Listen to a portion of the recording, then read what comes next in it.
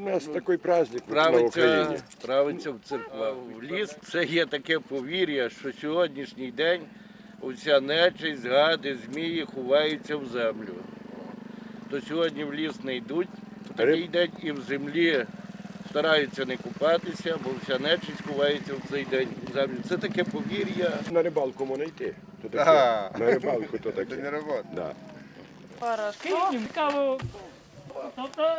О!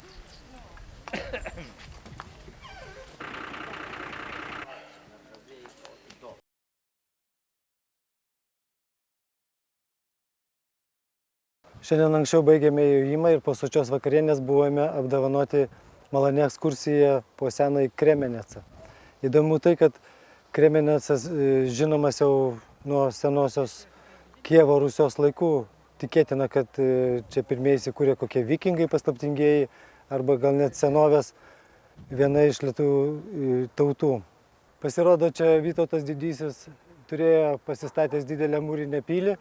Netrukus po sąmokslo prieš jį čia kalėjo Didysis Švitrigaila. Mes kartu su Giedriumi išlandžiom visus kampus ir ieškojom tos vietos, kur galėjo būti įkalintas Švitrigaila.